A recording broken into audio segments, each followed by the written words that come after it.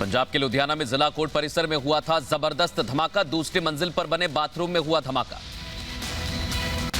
Ludhiana court में हुए धमाके में एक की मौत, कई लोग घायल। मौके पर सुरक्षा कड़ी की गई।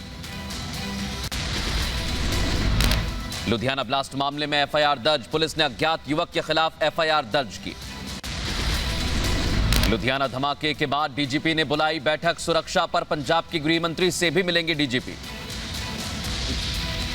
एनएसजी की भी टीम आई है, स्पैशल जी बॉम्ब साइट में विजिट करते हैं। फोरेंसिक साइंस की साड़ी पंजाब की टीम भी एक्सपर्ट्स आए ने। भी सानू कोशिश कर रहे हैं, मेहनत कर रहे हैं कि इन्हों जल्दी तो जल्दी केस नू क्रैक किया जाए। पंजाब के सीएम चरणजीत सिंह चन्नी पहुंचे लुधियाना। घटनास्थल का किया मुआयना। कहा जांच में जुटी सभी एजेंसियां, किसी भी दोषी को बख्शा नहीं जाएगा।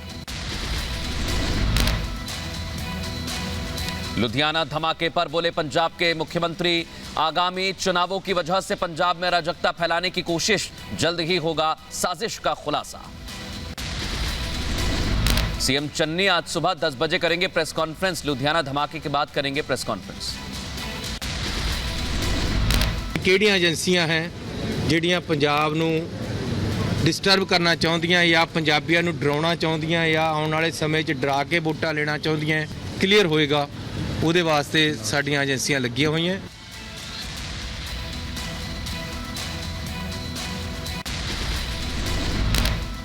पंजाब के सीएम ने बम धमाके के समय पर सवाल उठाए। कहा अकाली नेता मजीठिया पर एफआईआर के बाद हुआ धमाका।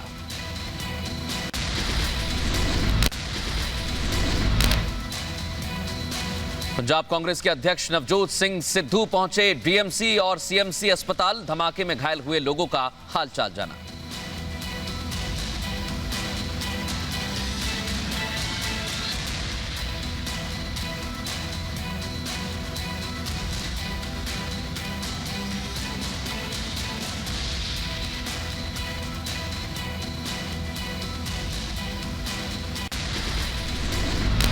पाकिस्तान क्यों चाहेगा कि पंजाब जो है स्टेबल रहे। उनका तो हमारे साथ पुराना ही जो है कि आप 84 देख लीजिए, उससे पहले देख लीजिए 71 की वार देख लीजिए। पंजाब कांग्रेस के अध्यक्ष नवजोत सिंह सिद्धू पहुंचे डीएमसी अस्पताल। धमाके में घायल हुए लोगों का हालचाल जाना।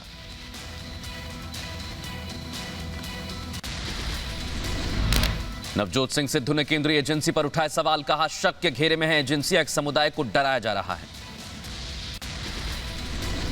लुधियाना बम धमाके को लेकर सिद्धू की सियासत। कहा चुनाव से पहले पंजाब में धमाके क्यों होते हैं, धमाकों से ध्रुवीकरण नहीं हो पाएगा। लुधियाना धमाके पर सीएम केजरीवाल ने जताया दुख। कहा कुछ लोग पंजाब का माहौल खराब करना चाहते हैं।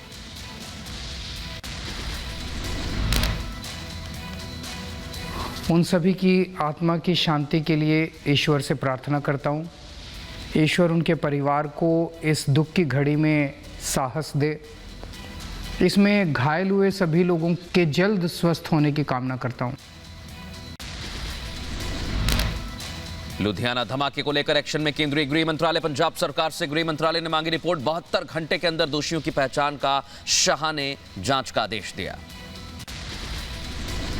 लुधियाना कोर्ट परिसर में धमाके पर सीजेआई एनवी रमन्ना ने लिया संज्ञान। रमन्ना ने पंजाब हरियाणा कोर्ट के चीफ जस्टिस से की बात। एनएसजी की टीम ने धमाके के पास जहां घटना हुई है वहां पर मुआयना किया। फोरेंसिक जांच भी करेगी एनएसजी की टीम। लुधियाना कोर्ट ब्लास्ट मामले में घटनास्थल पर एनआईए की टीम ने लिया जायजा। मामले में बारीकी से जांच में जुटी है टीमें। लुधियाना कोर्ट परिसर में धमाके के बाद पुलिस का और बम निरोधक दस्ता पहुंचा। फोरेंसिक की टीम भी मौके पर जांच कर रही थी।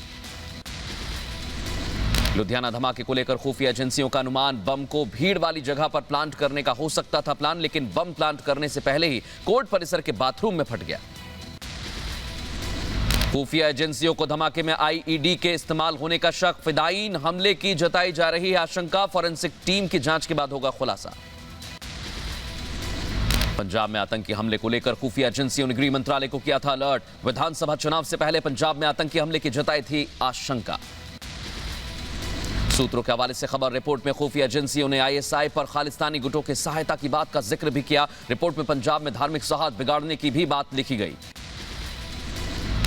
खालिस्तान पर किसान आंदोलन खत्म होने के बाद हिंदू और सिखों के बीच विवाद पैदा करने की साजिश का भी खुलासा। सुरक्षा एजेंसियों की रिपोर्ट में सोशल मीडिया के जरिए युवाओं को बरगलाने की कोशिश का भी जिक्र।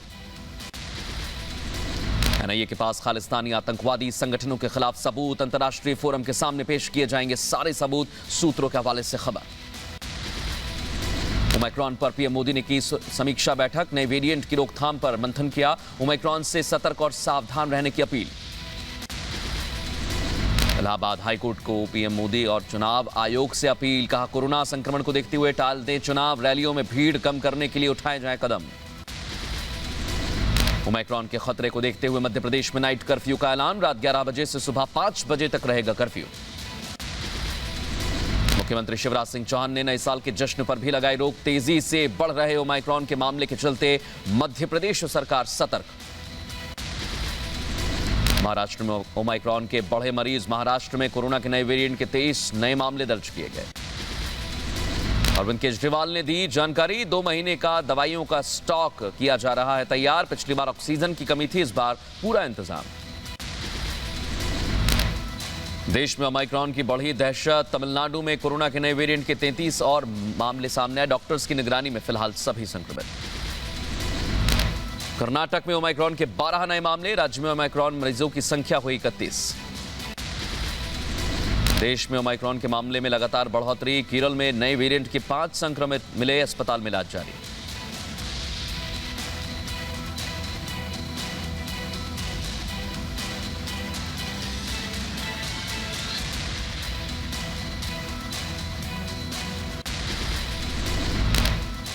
उन्नाव में हिंदू मुसलमान भाईचारे का प्रतीक तकिया मेले का शुभारंभ। यूपी विधानसभा अध्यक्ष हृदय नारायण दीक्षित ने शिवलिंग पर जलाभिषेक के बाद मखदूम शाह के मजार पर चढ़ाई चादर। दिल्ली में नीट पीजी परीक्षा में देरी के खिलाफ 6 अस्पतालों के रेजिडेंट डॉक्टर्स ने किया प्रदर्शन। परीक्षा जल्द कराने की मांग। दिल्ली में कड़ाके की ठंड ने बढ़ाई बेघरों की मुश्किल। खुले आसमान के नीचे रात गुजारने को मजबूर हुए लोग। मुंबई में क्रिसमस की तैयारियों में जुटे लोग। वर्सी और बैंड्रा में क्रिसमस से पहले जश्न। दिमासा नेशनल लिबरेशन आर्मी के 67 उग्रवादियों ने किया समर्पण। कार्बी एग्लोंग स्वायत्त परिषद के सामने समर्पण किया। जम्मू कश्मीर में जारी है बर्फबारी। राजदान दर्रे के पास स्नोफॉल से खुशनुमा हुआ मौसम। जम्मू कश्मीर के तंगमार, गुलमर्ग और बाबरेशी में 2 से 3 इंच की बर्फबारी। प्रशासन ने बर्फ हटाने का काम शुरू किया। कुछ वाहनों को आगे जाने की इजाजत। पुंछ में भारी बर्फबारी। मुगल रोड पर यातायात रुका। कई गाड़ियां खराब मौसम में फंसी। यूपी के कानपुर में आयकर विभाग की ताबड़तोड़ छापेमारी। इत्र कारोबारी के घर पर इनकम टैक्स की रेड। घर और ऑफिस में छापा मारा। उत्तर प्रदेश के ग्रेटर नोएडा में जलभराव की समस्या से लोग परेशान। कड़ाके की ठंड के बीच जूते हाथ में लेकर पानी के बीच से सड़क पार करते नजर आए। ग्रेटर नोएडा वेस्ट की शाहबेरी मार्केट में टायर की दुकान में लगी आग। सिलेंडर फटने की वजह से हुआ हादसा। आग में सामान का नुकसान। दरभंगा ब्लास्ट केस में एनआईए ने 5 आरोपियों के खिलाफ दायर की चार्जशीट। आरोपियों का लश्कर तैयबा से कनेक्शन। मध्य प्रदेश के गुना में छात्रावास में छेड़छाड़ करने वाला शिक्षक गिरफ्तार। छात्राओं की शिकायत पर हुई कार्रवाई। फिरोजाबाद में नैनी चौराहे पर कबाड़ की दुकान में लगी भीषण आग। हाई टेंशन केबल में शॉर्ट सर्किट की वजह से आग लगी। पालघर में केमिकल कंपनी में प्लांट में आग लग गई। फायर ब्रिगेड ने घंटों की मशक्कत के बाद काबू पाया। जम्मू कश्मीर के बड़गाम में पुलिस ने 3 लोगों को गिरफ्तार किया। बड़गाम पुलिस ने जाली नोटों के साथ गिरफ्तारी को अंजाम दिया। दिल्ली में स्पेशल सेल को मिली कामयाबी। नकली नोट बनाने वाले गिरोह को पकड़ने में कामयाबी हासिल की। अंतर्राष्ट्रीय सिंडिकेट का कनेक्शन भी सामने आया। यूपी के बदायूं में पुलिस ने कच्ची शराब और अवैध हथियारों के 7 आरोपियों को गिरफ्तार किया है। एसएसपी के निर्देश पर कार्रवाई को अंजाम दिया। यूपी के बुलंदशहर में पुलिस ने 25,000 रुपए के इनामी कुख्यात गाड़ी चोर को गिरफ्तार किया। कई बड़ी चोरी की वारदात को दे चुका है अंजाम। यूपी के रायबरेली में बेकाबू रोडवेज बस ने कई गाड़ियों को मारी टक्कर। कई गाड़ियां हुई क्षतिग्रस्त। यूपी के बहराइच में अवैध जमीन के खिलाफ कार्रवाई। Green belt high risk danger zone इलाके में चल रही अवैध प्लांटिंग के खिलाफ कार्रवाई। यूपी के हाथरस में पुलिस को बड़ी कामयाबी मिली। 6 शातिर लुटेरों को पकड़ा गया। आरोपियों पर पहले से कई केस दर्ज। यूपी के सहारनपुर में धर्म परिवर्तन के बाद महिला से रेप का मामला। पुलिस ने आरोपी शख्स को गिरफ्तार किया। कर्नाटक विधानसभा में धर्मांतरण विरोधी बिल पास हुआ। सिद्धारमैया को उन्होंने बिल पास किया। आरएसएस का एजेंट भी बताया। हरिद्वार में धर्म संसद में विवादित बयान सोशल मीडिया पर वायरल। वसीम रिजवी और अन्य के खिलाफ मामला दर्ज। महाराष्ट्र में कोरोना के बढ़ते मामलों को देखते हुए कैबिनेट की बैठक। सीएम उद्धव वीडियो कॉन्फ्रेंस में हुए शामिल। बदायूं में ओवैसी पर साध्वी प्राची का निशाना। कहा, हिंदुओं को चुनौती देना बंद करो। ओवैसी 2022 में बनेगी बीजेपी की सरकार। जम्मू कश्मीर के श्रीनगर में 35 साल बाद फिर से खोला गया 126 साल पुराना चर्च। उपराज्यपाल मनोज सिन्हा वीडियो कॉन्फ्रेंसिंग के जरिए कार्यक्रम में शामिल हुए। कोरोना के बढ़ते मामले के बीच इटली में सरकार ने सख्त किए नियम। खुले में नए साल के जश्न पर रोक। मास्क लगाना अनिवार्य हुआ। बेल्जियम में भी कोरोना के चलते सख्ती बरती जा रही है। सिनेमा हॉल बाजार को 26 दिसंबर तक बंद किया गया।